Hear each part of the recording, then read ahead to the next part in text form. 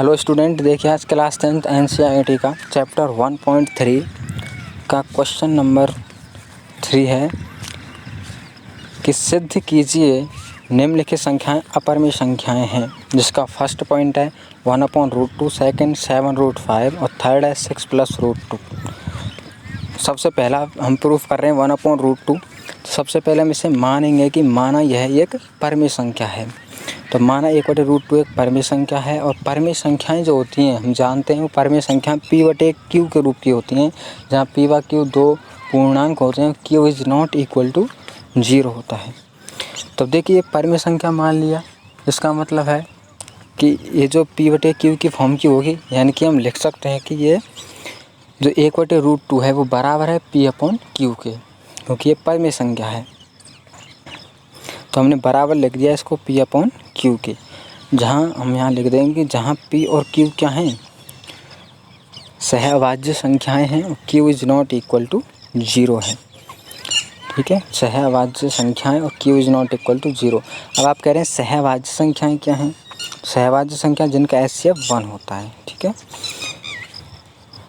अब देखिए 1/√2, जब कभी भी नीचे √2 आ जाए इसका मतलब उसका परिमेयकरण करना है, यानी कि परिमेयकरण का मतलब है उस रूट को हटाना है नीचे से रूट कब हटेगा? जब हम ऊपर नीचे √2 का मल्टीपल करेंगे। तो जब कभी भी नीचे √2 आ जाए तो उसी संख्या का ऊपर नीचे मल्टीपल कर दो, रूट हट जाता है, बराबर p/q। कभी भी नीचे √2 आए तभी एक कंडीशन मैथ में, कभी भी नीचे √2 आ जाए इसका मतलब है हमें क्या करना है, उसका ऊपर नीचे मल्टीपल करना है। तो देखिए ऊपर √2 आ गया और नीचे √2 का मल्टीपल किया 2 आ गया, इधर बराबर p/q। अब देखिए 2 भाग में, इधर पक्षांतरण करेंगे तो किस में चला जाएगा? गुणा में। तो ये 2 जो है उसके गुणा में चला जाएगा p/q के में, इधर केवल क्या बचेगा? √2। तो √2 इज इक्वल, ये 2 चला गया उधर मल्टीपल में, तो आ जाएगा 2p/q। तो यहाँ तक की प्रोसेस। अब देखिए यहाँ से आगे, अब देखिए p और जो q हैं वो हमारे पूर्णांक हैं। p और q क्या हैं? पूर्णांक ही तो हैं। अब ये p और q पूर्णांक है, इसका मतलब जो 2p/q है ये तो परिमेय संख्या है भाई, क्योंकि p/q जैसी फॉर्म भी बन रही है और p और q आ रहे हैं उसमें, और q की वैल्यू 0 भी नहीं है। इसका मतलब 2p, जब ये p और q पूर्णांक हैं इसलिए 2p/q क्या होगी? एक परिमेय संख्या होगी। इसलिए 2p/q एक परिमेय संख्या है।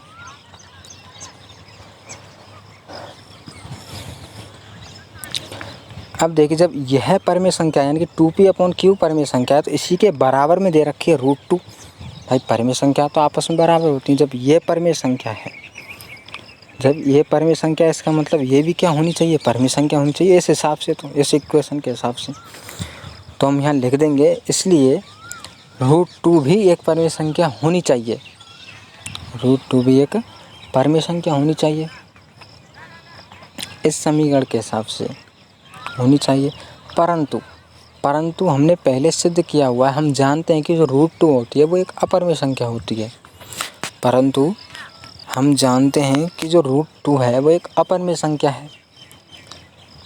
√2 एक अपरिमेय संख्या है। अब देखिए ऊपर तो कह रहा है कि ये, यहाँ तो कह रहा है अपरिमेय संख्या है, ऊपर लिखा हुआ है कि ये परिमेय संख्या है। हम जानते हैं। अब देखिए यहाँ तो कह रहा है कि एक अपरिमेय संख्या है और ऊपर लिखा हुआ है एक, इधर तो कह रहा है अपरिमेय संख्या और ऊपर लिखा हुआ है कि एक परिमेय संख्या होनी चाहिए। इसका मतलब दोनों कथन कैसे हो गए? विरोधाभासी कथन हो गए। यानी कि जो कथन है वो कैसे हुए? विरोधाभासी। यानी कि जो हमने कल्पना की थी, जो हमने माना था कि ये परिमेय संख्या है, वो हमारी जो कल्पना थी वो गलत साबित हुई। इसका मतलब है वो गलत साबित हो गई। तो ये जो संख्या हमने मानी थी परिमेय नहीं है, कैसी है? अपरिमेय संख्या है। ये विरोधाभासी कथन हो गया। जब विरोधाभासी कथन हो गया इसका मतलब हमारी कल्पना क्या थी? गलत थी। तो यहाँ लिख देंगे अतः 1/√2 एक परिमेय संख्या ना होकर एक अपरिमेय संख्या है। अपरिमेय संख्या है, और यही हमें क्या करना था? सिद्ध करना था। Hence proof.